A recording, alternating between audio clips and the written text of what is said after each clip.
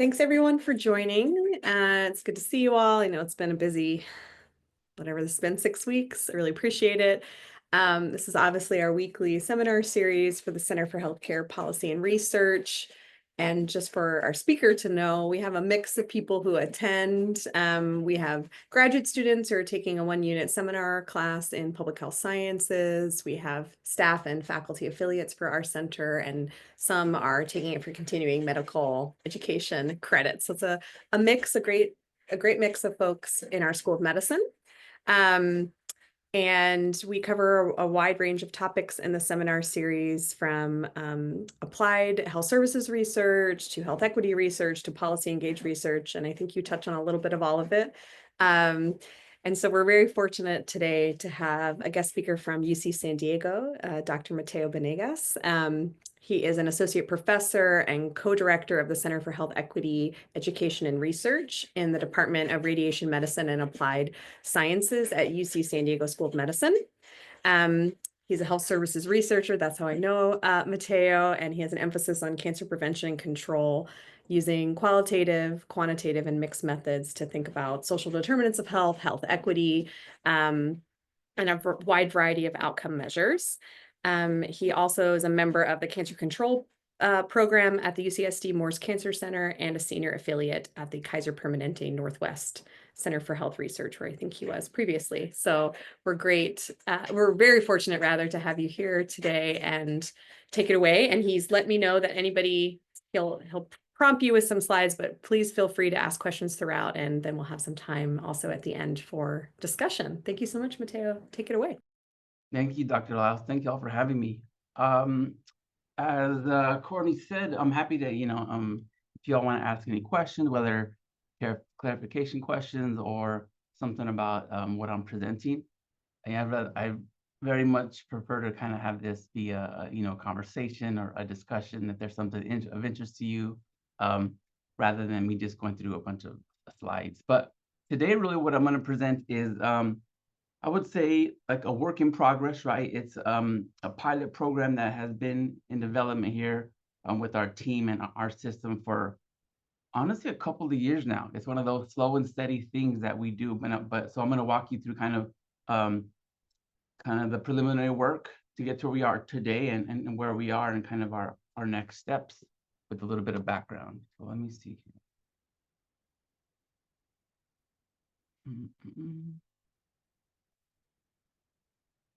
Okay, and I'll put this in presenter mode.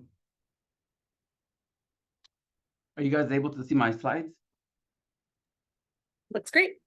Okay, so this is me. I want to start with a patient story. I think this one really kind of helps illustrate how individuals experience some of these things we'll be talking about and kind of the importance of it. So this is Paul. This isn't actually Paul, as you guys can imagine, but so he was a participant in a study of ours a couple of years back.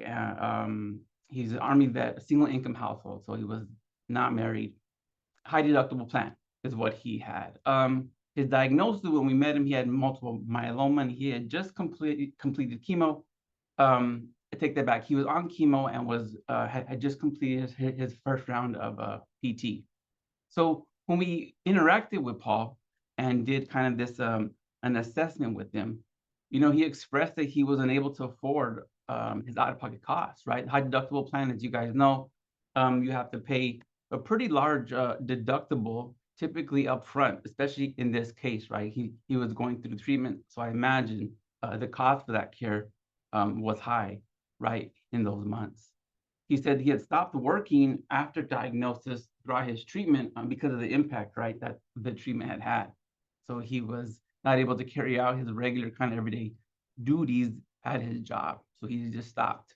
But he did mention that, he was doing other things to kind of keep money flowing, right? He was house sitting, he would collect cans, and he would do odd jobs here and there, right? Just to have money keep, coming in. But what he said is, he had these needs as listed here, of course, medical bills, but also he had needs for food, utilities, and then transportation. And so thankfully we were able to connect him with one of our community navigators, right? So the navigators were able to get him some medical financial assistance. And so for that program, it covers 6 months of medical um, um, bills or cost for the patient. And then in addition, we were able to enroll him in Medicaid. So, these are just some of the resources that we were able to, get him connected with. And of course, we have the quote's not on this slide, but he was just very grateful, right, that we were able to connect. One, just to kind of hear him out, understand his needs, but then also refer him to some of these resources, so that he could get some help. Now I'll show you this slide because it really kind of gives you, this is not even everything, kind of the scope of what we assisted with over the course of 6 months. Now, you could imagine if a patient is trying to do this on their own, right? Look at just the list of things that they'll have to do. This is on top. This is not even including their medical care, right? So as you can see, starting in that first month, he had an inpatient hospitalization. So he had just been discharged when we were first able to actually connect with him, right? We started right away, applied with that MFA award, the medical financial assistance. And then the navigator really started to kind of tackle these other issues piece by piece, right? So food, housing, and transportation, getting him information about the medical bills, out-of-pocket costs. We helped them apply to the Leukemia and Lymphoma Society for some of their financial assistance. And then we started trying to tackle some of these other issues like unemployment. One of the things that I wanted to mention here, which a lot of our patients face, right, is these types of applications, right? Like they're often always denied first round, right? So it's an issue where the patient's having to reapply over time. So having someone that could assist the patient in these application processes, or let's just say in the case where an individual may not, where English may not be their first language, right? They may face some of the barriers in terms of applying initially, but much less, right, when they get that denial letter and having to reappeal. And then lastly, toward the end of the 6-month program, we were able to try to start to get him connected to VA. If you remember, he was a vet, but he hadn't been receiving any of the services. So we started to connect him to the VA, so hopefully he could get enrolled in those resources as well. But again, this is just a snapshot, and I show this again really just to show the number of things and to resolve some of these financial and other social needs for an individual over just kind of a 6-month snapshot that we were able to help him with. And then now just pointing out, kind of for kind of ground setting, some of the terms. I mean, I know that you all know, especially on this call, what social determinants are, right? They're those upstream kind of factors that set the tone really for a lot of the downstream things that we're talking about here. So you can see social risk factors, the distinction here, right? So these are adverse factors that are associated with poor health outcomes. So these are things like food insecurity, housing instability, and having, the potential for transportation difficulties. The only difference, again, this is just how I see it. This is my kind of understanding, but, people tend to use some of these terms interchangeably, and that's fine. On the far right, the distinction that I make between needs and risk factor, social risk and social needs, let's say, is the need is when the patient acknowledges that they would want assistance with one of these factors. So let's say food insecurity, the patient acknowledges, yes, I have food needs and I would like assistance with resources to address that, right? Or in this case, like I say here, assistance getting transportation to an appointment. So again, I just wanted to kind of create some, show you all some definitions for these terms. I'll mainly be using social needs and social risks in the presentation. But as you can see here, there's been a lot of, especially more recently, work within oncology, within the cancer space that really shows the association between these social risks and social needs and health outcomes for individuals with cancer, right? So it kind of really shows that while oncology as a whole, in my opinion, is kind of is behind in this space compared to other health disease settings, there's really been a big wave of studies over time that have really showed it is important, particularly in this population. And really what this is all about is health equity, right? It's really working with our patients, our colleagues, so that they could have the opportunity, right, just to achieve that full health potential, and that they're not at a disadvantage just because of a social circumstance or social factors that they're experiencing at that time, right? So this is really what we're working toward and trying to, one, just understand the associations and the pathways for how these factors may impact health, but then hopefully trying to intervene on them.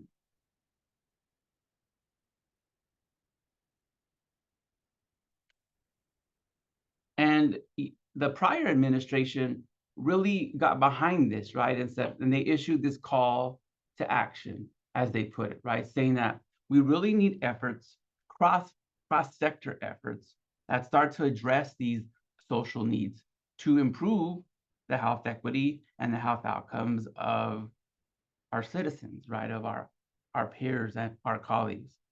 And I show you this. What I like is that they encourage these cross-sector partnerships, which you'll see is kind of how we are thinking about this to address this issue.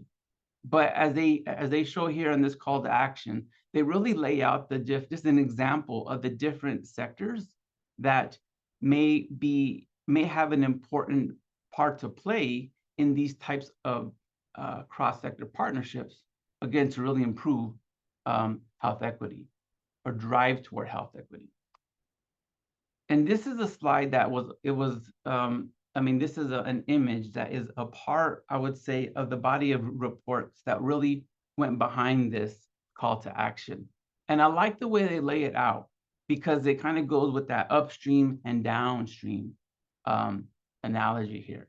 So I'll walk you through this, and just for point of clarification, so this figure was created by ASPE, by the Assistant Secretary for Planning and Evaluation, in case you guys wanted to reference it or just see it for your own. So on the left here, they have the community, which goes on top, and they show, as you go from top to bottom, the impact from it would be at the community level all the way down to the individual.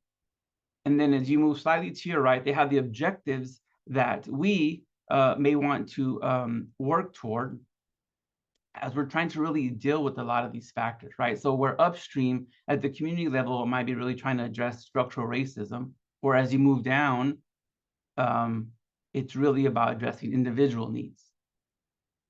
And then in the middle there, within the water, they lay out the different types of sectors or kind of organizations that would be potentially intervening at these different levels.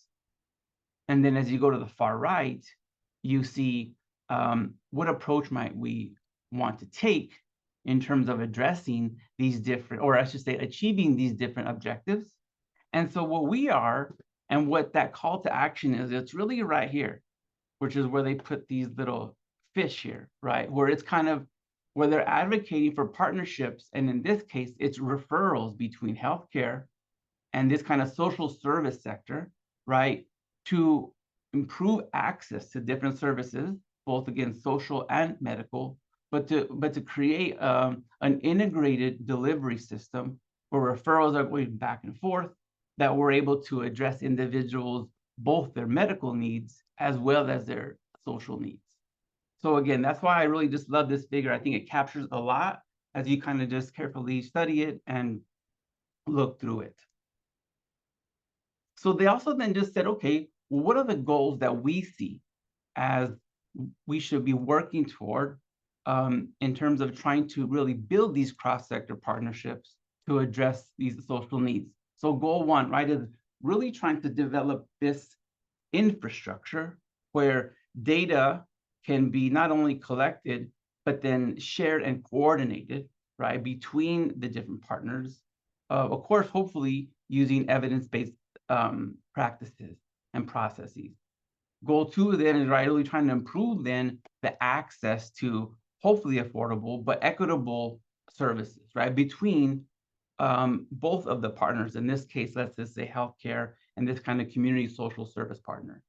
And then lastly, right, is once we're able to kind of show the effectiveness, hopefully, of these interventions or these approaches, then really working toward back upstream, right? And really saying, look at these whole of government approaches, right? How can these partnerships work? How can we expand them? How can we make them more sustainable over time? So these are the goals that, again, that they've laid out. And so we started to really try to work toward goal one, and two, I would say, a little bit in the work that I'm going to talk about today for our project.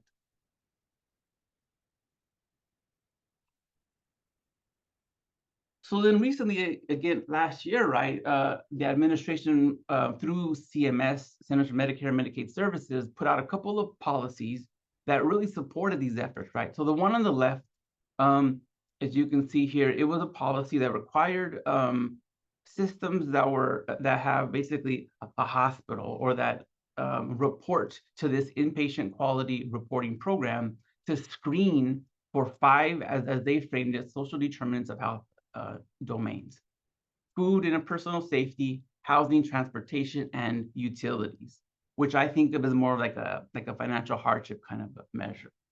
So, this was kind of let's say a mandate that a lot of systems had to start building toward, that really helped to create this kind of data infrastructure within a lot of these systems, at least for collecting and documenting these types of social needs within the EHR. And then on the right here, you can see this was a Medicare reimbursement rule that there were kind of two sister rules that really started to say, well, for Medicare beneficiaries, we'll start to reimburse for both the kind of screening and use of these codes, ICD codes, to document these needs, accompanied with referrals to community services that help to navigate individuals to services to address some of these identified social needs. So again, the goal here for this second one on the right was really to kind of facilitate, right, the screening and the referral process. Again, this is for Medicare beneficiaries specifically. But, right, collectively, we're starting to see, okay, so they came out with this call to action. They showed how they envision these partnerships to work. And now they're starting to put these health policies and reimbursement rules behind it so that we can really start to make headway toward achieving some of these goals. Hopefully, these policies will remain intact. That's to be determined, right? But the reason I mentioned that is I just received one today where they were similar policies for Medicaid were being rescinded. The clarification was around, and states were going to be considered on a case-by-case basis to determine whether their program would be funded, right? Continue to be funded. So again, fingers crossed. But really, right, thinking then now, okay, so how do we intervene in this area, and how do we really prevent these social factors, these social needs from impacting the health of our patients and our families? I'll stop there. If you guys have any questions, please let me know.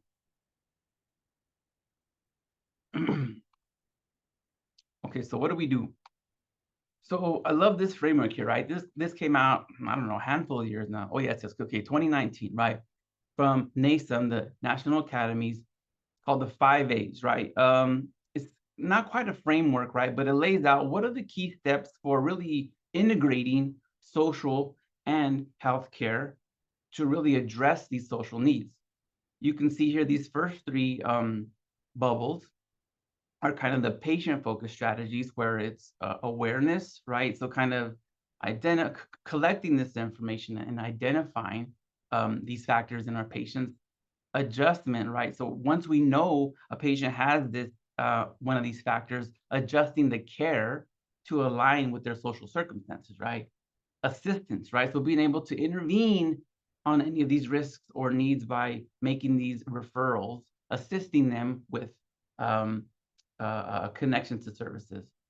And then you see these last 2 bubbles are more kind of the broader upstream community focus, right? So advocacy, right? So working with, let's say, local, state, national organizations to really create an infrastructure where we have these resources available to all communities, right? Advocating for that kind of policy or infrastructure capacity development, and then alignment, right? Once we have those resources, making sure that the different sectors, the different partners really can access and communicate and function with each other while aligning these resources, right? So again, these cross-sector partnerships that really enable us to help our patients access these resources wherever they may be. So then for us, we said, okay, let's start to work toward building a pilot program where we can do this kind of screen and referral intervention within oncology, right? So we started them with just a simple survey for healthcare staff.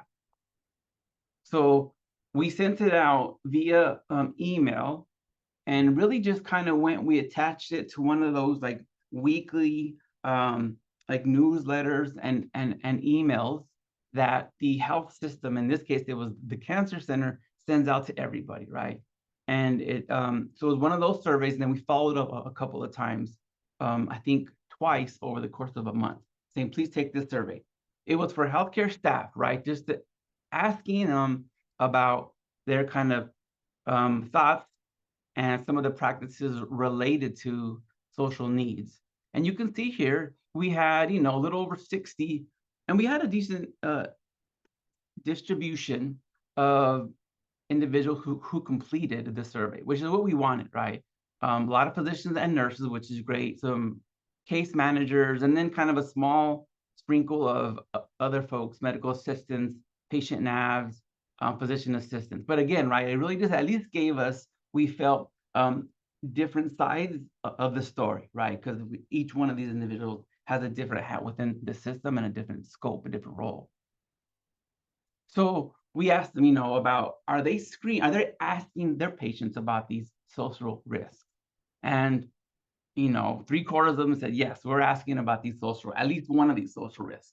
And you can see here, the social risk most often reported to be asked about is transportation, right? That makes sense. I think a lot of systems are like this. And if you, we just are in the process of publishing results from a national survey from the NCI's Community Oncology Research Program, which is kind of like think of it as I know some of you are familiar with it. It's kind of the infrastructure for oncology clinical trials at the national level. This percentage of like the 80-ish% aligned with what health oncology system or oncology settings, right? Clinics or cancer centers are reporting that they're asking about social needs as well, just to put some context. So, okay, at least we're asking about one of these needs most of the time, and you can see here, it varies by the type of need. So then we said, okay, well, what are the practices related to this? I would say for you to focus on the light blue and the yellow. Those two categories are saying that they always do or frequently, right? So I use social risk information in medical decisions and care plans. A little over half of the respondents said yes, that they do that, or that they always do that or frequently. Reviewing this type of information if it's available, again, about half. And then you could see, consistently, not only are they, using this information, if it's available, they're communicating about it with other staff, or they're asking their patients about it again when it's clinically relevant. Okay, so from this, we're saying, okay, it seems like there are already some processes that are ongoing, that are existing in our system, at least within oncology. And then we said, okay, well, how do they value this information, right? So most people said across the board, right? Yes, these processes asking about this information should be standard of care, and that they support, right, us incorporating this type of information within the care processes, and that they also, right, agreed that it could not only improve the trust, but the communication, and then the care overall for these individuals and for our system as a whole, if we could really create this kind of integration, right? This kind of screen and referral program within oncology. Okay, well, so then what are the barriers then, right? What's stopping us from doing that, at least of right now? And again, right, the light blue and the yellow are that they agree with this barrier. So you could see here, some folks thought it was out of their scope, right? And this really aligns with what we've seen in the financial hardship space specifically, right? Where folks said, yes, we should be asking, but it's not my job to do that. It's somebody else, right? And then as you move down, you can see just an overall lack of resources to address some of these needs, lack of training, right? Lack of integration of this data in the EHR. And as you move down, right, concern that some of the patients or their families will feel uncomfortable if we ask about this information. And then, right, a lack of training about how to ask. And then lastly, insufficient time, right? Which we hear that a lot when we ask a lot of our health system partners in terms of some of the barriers to really incorporating or integrating these kinds of processes within the existing workflows. So as you can see overall, right, these are a lot of the barriers that we saw that our partners expressed as they experiencing. So we knew that our program had to do at least some of these, right, to really hopefully achieve some success. And that's what we've been working toward. So then we said, okay, well, do we have any data on like the proportion of our patients that even have these social risks or social needs, right? One, we knew that we weren't screening routinely, but we also knew that over time there's some patient facing surveys that our system has been using to collect at least pieces of this information, right? So we looked at that data over a time period and said, okay, let's see what we could piece together to see at least any data, what's available on these needs among our oncology patients. So you can see here, in this case, we focused on this particular survey that we had found. It was a quality of life survey. And we knew it was completed via either MyChart or on paper, as our health partners mentioned. And it included at least 2 social needs related to some of the questions again here. But just to mention, this quality of life survey wasn't the only one. It was just we knew it was the one survey for sure we could get at least some of this information. We did look at other surveys, or I should say patient-reported outcomes that were available. This is just the one that we really knew that, or we're hopeful at least, that we could get this info. And on this particular quality of life survey, you can see here on the right, some of the questions that they asked, right? So it was only 2 questions, but it was kind of one of those like catch-all, right? Where at least it asked about the different types of needs.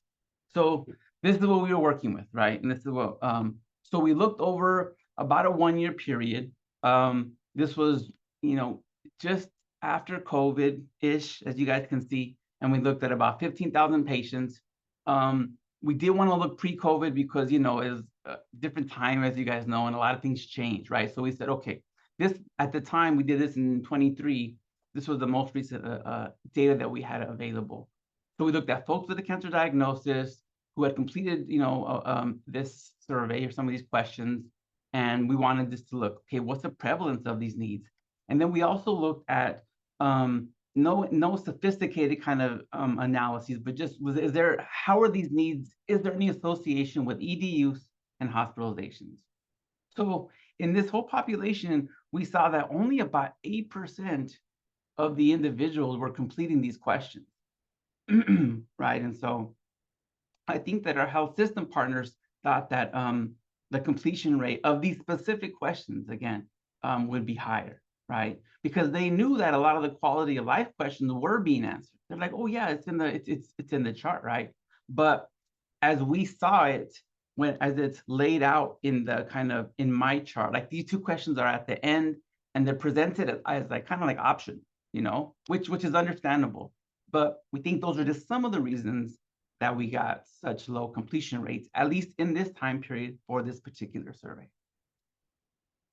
So if you look across the board, among those who did respond, only 7% reported any of these needs right here, right?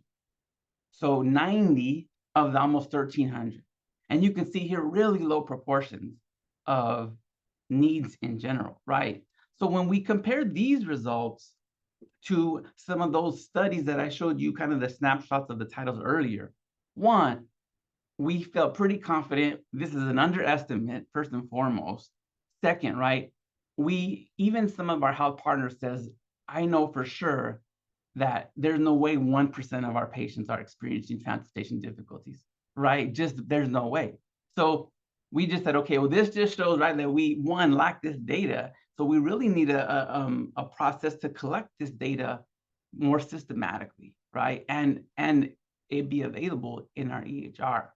And then on the right here, you can see, while we have small numbers, as you guys know here, right? These were just, again, some like really rudimentary crosstabs that said, okay, it looks like at least there's some signal that could potentially suggest, right, that these needs, or at least among people with these needs, we're seeing a higher proportion of those with at least one ED visit and one hospitalization within 6 months of them completing one of these surveys, right?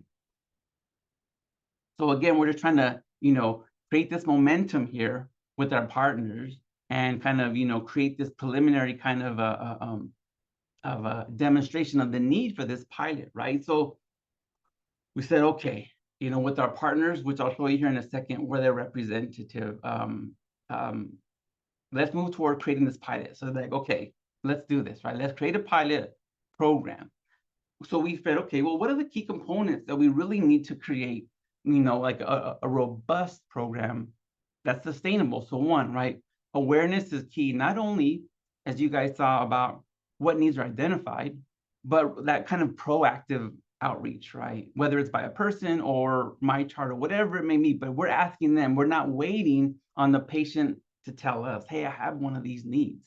Sometimes it's too late, right? Like they're already experiencing financial hardship, where if we had asked 2 weeks ago, we could have prevented that, right? So awareness, not only by us, but also our community partners, assistance, right? Knowing what resources do we have available in-house or externally, right? And how can we create these workflows to get them assistance? Part of which, key to this, is bi-directional information, right? So like that little figure showed, right? Information that flows through those referrals, those little fish on that figure, back and forth from our community partners to us in the health system, right? Not only about the types of needs, but about the status of the referrals that are made. And then lastly, right, which I think all of us do, right, is in terms of these programs and interventions, being able to collect information to help us adjust and optimize these programs over time, right? We realize that the first iteration of these things, of course, it's not going to be perfect. And particularly in these like health system kind of focused programs, right, that at least start from the health system, we have to be able to adjust and improve them, optimize them, as it says here, over time. So again, these were the key components that are really kind of where we wanted to really grow off of, serve as a foundation for us. And then just in general, right, these are some of the considerations that we had, right, as we were thinking through, okay, how are we going to create this team, right? What's the goal, the purpose, right? All of this, it's not only good practice for, this type of intervention, but it really helps us, it helped us make the case to the health system. Why do we need this pilot, right? In addition to that, some of the data that I shared with you, right, really showed them, okay, well, we have answered these key questions. Again, it really helped us to get or to gain the buy-in from our health system partners and our community partners. So in our case, right, some of the answers to these questions, right, okay, so for this pilot, we want to identify and refer individuals with social needs, right? The domains that we're going to focus on are multiple, and I'll show you all here in a second. In this case, for the pilot, we're going to start with patients who are in the panel of a specific oncologist at a breast clinic in Hillcrest. So it's a neighborhood, one of our more diverse neighborhoods in San Diego, across different demographic factors. But we worked with this particular oncologist because she really already incorporates this type of an approach within her care, right? She's been not only an incredible partner, but really a champion for this within the system, which again is kind of, as a side note, is key to getting buy-in to the system, right? Me, yes, I sit within the system, within the medical school as like a scientist, a researcher, right? But having the buy-in from a clinician there carries a lot of weight, right? Because it says, I'm not just working alone here trying you guys to create things for you guys to do. This we're working together to create a program, right?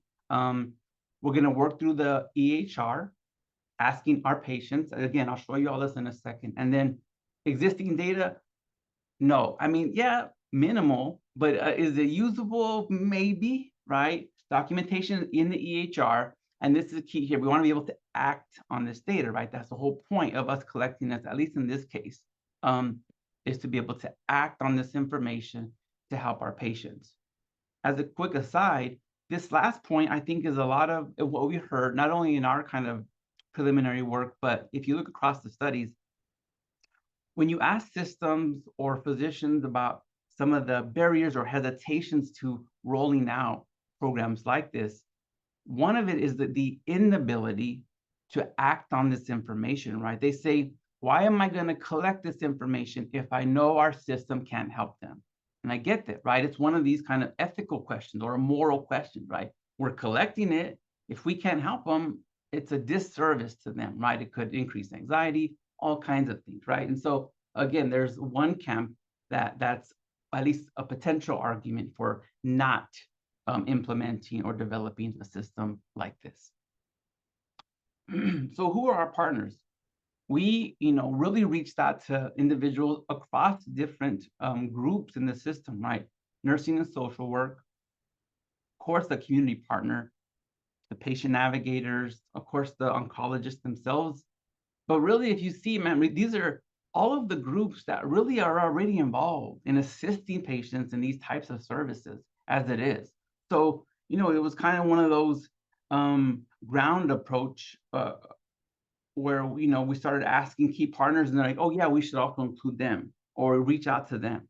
So we just kind of slowly built representatives from all of these teams that have really helped to put together this workflow that I'll show you that we're hopefully will be rolling out very soon to initiate our pilot. One quick aside I want to say is that study that I mentioned to you that's coming out with the results from the NCORE program about kind of the status of screen and referral programs for social needs nationally.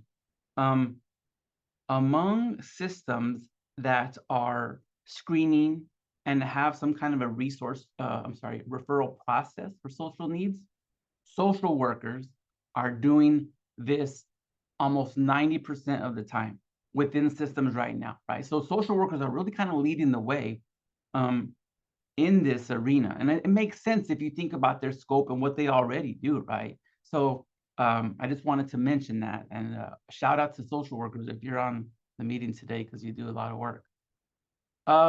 So we're gonna work through Epic, right? I know that some of you have probably seen this. This isn't exactly what ours looks like. Most systems are different, right? Because you kind of create your own. But these are some screenshots that we got from Epic that really show. This is called the wheel. If a lot of you are familiar with this, the social determinants wheel, right? That again, Epic has created. And then here is a snapshot for what it could look like within your EHR. Let's say you may not cover all of these different social needs. And so there may be a shorter list, but this is what it would look like when a patient does or does not complete that question or that survey. It'll show up in the EHR under a field like this, right? In our case, what we've also created is that these a version of this, let's say like financial strain, and the response will show up on the encounter notes, so that when they're, when a nurse, as you'll see here in a second, walks into the encounter, into the room with the patient, in the file, they'll see the response, right? In the EHR, in the notes, pre-populated, right? So that they could, again, try to act on it, right? Adjust that adjustment piece, right? Or at least the beginning of it. And again, this, if you guys, I know a lot of you have already used Epic and EHRs. This kind of panel here is typically on like the left side when you open it up. And in some cases, you can build your EHR so that this area or this domain of data shows up right in the front, right? So it's kind of front and center for you to see and kind of click on it. Again, it's not all will look like this, but again, I'm just giving you all some examples of what it could look like. So these are the questions that we created or that we're going to use. And I'll take it back, we didn't create. So another little tidbit. Well, so what our system said, our Epic folks, they said, look, if you want to do this in a way that streamlines these processes and time, you'll use a questionnaire that's at least already available and been approved by our system to use in Epic. So they had this, what they called social factor questionnaire. They had a couple of iterations. This is the one that we chose to work with for this pilot. So you'll see it covers education, finances, food, housing, social connections, and transportation. There's another version that some system use that has like intimate partner violence or things like that, right? And then, but what we did ask, which we felt was important, is we added these two questions on the right, where it goes toward the social, from a social risk to a social need, right? Where we wanted to make sure that we asked patients, do you want assistance with any of these, right? Another key thing is just because of an individual may be at risk of one or more of these needs, it doesn't mean that they necessarily want help with it today, or it may not need that particular risk is their priority, right? So this at least gives us an opportunity, gives the patient an opportunity to say, yes, this is what I would like help with today. It could be more than one of these. But again, right, they're prioritizing by saying, I need help with food today, or whatever, utilities, right?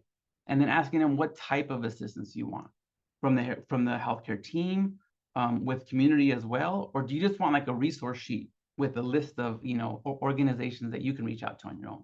Again, more patient-centered, it puts them in the driver's seat in this space, which I think is what we really want. And then kind of ending, I misspelled survey here. This is not how you spell survey. This is the workflow. I was editing it on the fly, but so this is what we're going to do. This is the workflow, at least tentatively, how we're going to roll out, right? So we're going to send this questionnaire via MyChart at least 2 weeks prior to a scheduled visit. Or again, this is our oncology patients. We'll have a 1-week reminder. Once the patient comes and checks in, they'll come to the front desk. You know, the front desk individual, the intake individual, right, will be able to see if that information is completed in their EHR, right? Again, as I showed you in that prior screen, you can see if that information has been populated. If not, we built these questionnaires connected to MyChart on an iPad so that they could, you know, answer them on the fly. And if not, the medical assistants can assist them. This is in Spanish and English, I'll mention. They can assist them as they're being roomed, right, from the waiting area into the room. The nurse is kind of the quarterback in this case, right? Again, this is all developed with our health system partners, where the nurse, right, as they do most of the time, right, like they're the ones that are really coming to the room first, asking some of the key questions, making sure that they're aware of all the needs, making the documentation. So in this case, you know, they'll check in this area within Epic, the social needs space. Does the patient have any? Let's say that they do, right? They'll may inquire a little bit about them, make some notes, document them, and then refer them to the social worker, right? So the social worker then will again review this information, potentially meet with the patient, whatever the patient prefers. And if we don't have any resource internally, well, let's just say we do, will refer the patient to internal resources. Well, let's say the patient also requested a CHW or a community health worker referral, or we don't have a resource in-house. We'll make the referral to our community health worker partner. It's a community organization that has a team of community health workers. The organization that we're working with is located in the community where the health clinic that we're going to roll out the pilot is in, right? So we did that, right? Strategically, this organization has been working in this space for decades. They know the community, they know the neighborhood, they know the people, and the people know them, right? So they're the experts. They'll be able to really work and connect people to resources. And then lastly, just here, right, is kind of the treatment team is aware of these needs because it's documented and the nurse has made some additional notes. And they can adjust care, right, appropriately as they discuss it. I'm trying to wrap up here quickly so we can ask some questions. You know, this bi-directional communication, like I mentioned, right, key across all of this, right, from the social worker to the community and the social worker to the team, right? They're the ones who will reach out, connect with the patient, understand the situation, the circumstances better, and be able to communicate that to the team. This is where we are right now in building this. We want to build everything in Epic, a one-stop shop to do all of this. And so this has taken the longest. It's creating this infrastructure within Epic for us to make a referral, communicate with our community partner, and for the partner to be able to access key pieces of information that's been already populated, that we've asked, right? That's part of this referral. So as of now, our system, we were at the right place at the right time because the system was enhancing our Epic to create a similar, similar infrastructure for that inpatient, right? Remember how systems are required now to collect this information in the inpatient setting. So to align with that, they are creating, what do they call it? It's very similar to, if some of you are familiar, Compass Rose. It's an Epic branded thing, right? So it's not exactly Compass Rose, but it's very, very, very, very similar to that. So while our system builds that for the inpatient setting, they've said, you guys can piggyback, and then we'll open this up. We'll basically open this in oncology so you guys can also leverage this system that we're building. This then will create this piece right here, where the community partner can access certain information and certain parts of our Epic, right? Key to kind of communicate this, make the referral. They can communicate back with our social work team, our clinic team, but it's all in one area, right? That way they're not having to click in different platforms or different websites or whatever it may be. That's the one thing we heard from both of these sides, community health work, community healthcare. They're like, please don't make it another kind of, website or something that I have to sign into and add additional information, right? It's duplicative one and it wastes a lot, or it takes a lot of time, I should say. So closing so that we can get to some questions or comments.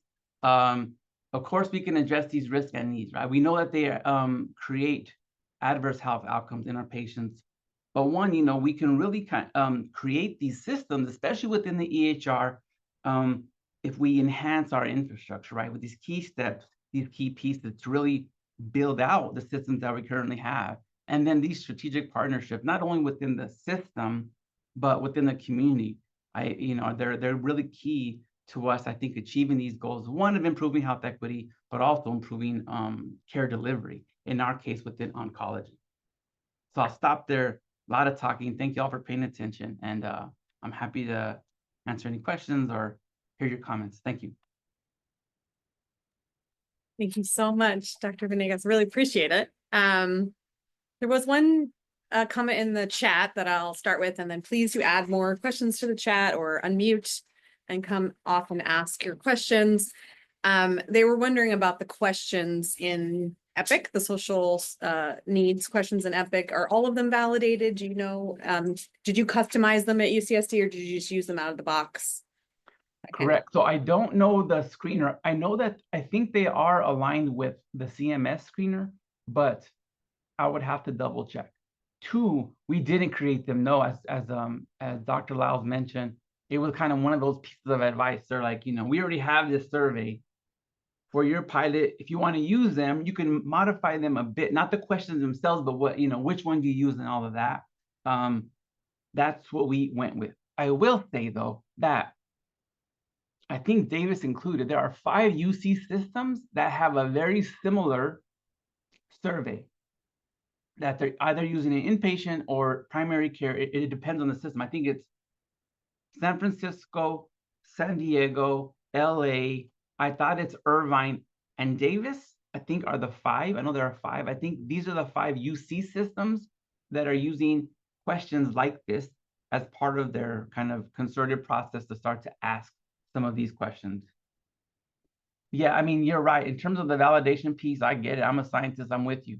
I think it's one of those things where, one, we wanted to be practical and make sure we can get this done. And this was the way that our system was saying, you want to get this done quickly, then use a survey that we've already kind of approved, both at the Epic team and in the health system as a whole. Yeah, I think that's the theme of your talk overall, of how embedded you were and how much you listened to the clinical driver health. You have to do that in a lot of projects. So I think that those are great examples. Charlotte, did you have a question? Yeah, I do. First of all, thank you, Dr. Banegas. This is just a spot on presentation for my type of research. I'm looking at the intersection of food insecurity and cancer. I do both community engaged work as well as I develop pediatric oncology trials for the NCORE program. So you said all the key words. Now, one of the things I know, though, is the differences in health systems are so vast. Even the 5 UC ones you just explained can vary greatly.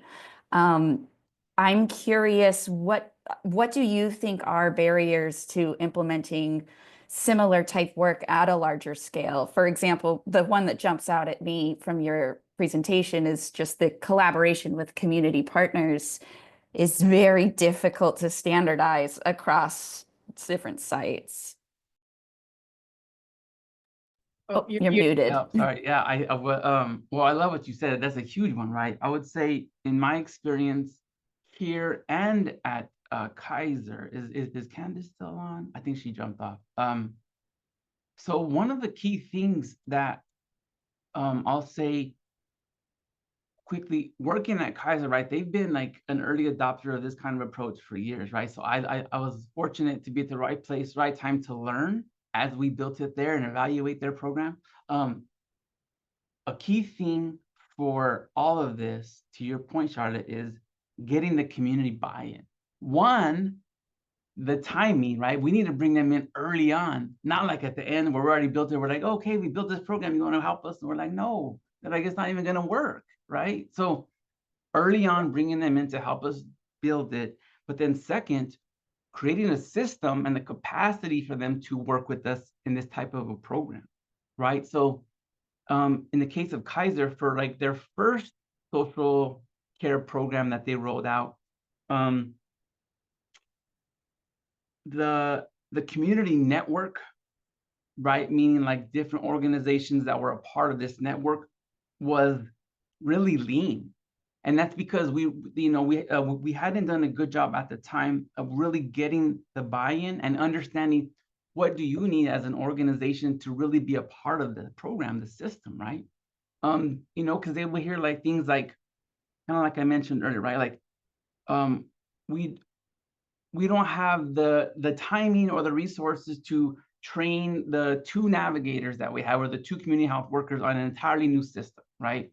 We don't have the capacity to even roll out this system on our, on our computer network, right? One, right, us learning how to enter and then having to do enter information in a completely different system or platform takes a lot of time.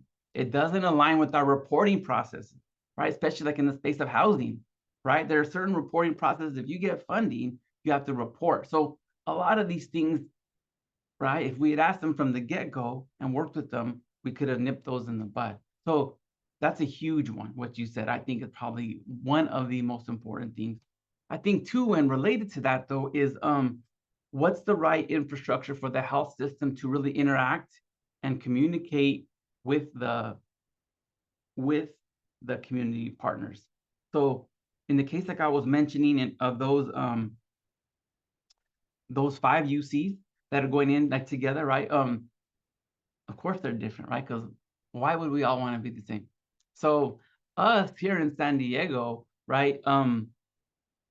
We did not contract with, it's not NowPow, one of those platforms, right? That have been developed in this space specifically. And the reason was it just didn't align with the system, right? Preferences and kind of their needs. So because of that, they've had to think through, well, what are we gonna be, right? San Diego 211s, right? Like super famous, right, for being incredible. Yeah, they are incredible. Can they really help us with what we need, right? There's been a pilot working with them right now within primary care. I think the results of that will inform whether that's the route we go. So yes, what you said is important. There are tons others, but that's so huge. So I'm glad that you mentioned that, Charlotte. Thank you. Yeah, I don't see any. Oh, one more question from Ellen. Thank you. Just building on that, Dr. Banegas. So did you guys provide grants to the CBO that you're working with? Great question. So we're funding them. This has been kind of an internally funded kind of, love project that we're doing, right? So we're just using resources from our little center to get this going. But yes, absolutely. I mean, we're funding them, their time to just be a part of this planning and development phase. But then we've also been submitting smaller grants, right, to kind of fund the actual pilot once it happens. And on those, especially, they're getting about half of the funds for, let's say the grant's 100K, they're getting 50K, right? Or we just put one in for 200K and they got 75, right? So we're going in on them because they're a huge part of this, right? So absolutely, yes, Ellen, they are.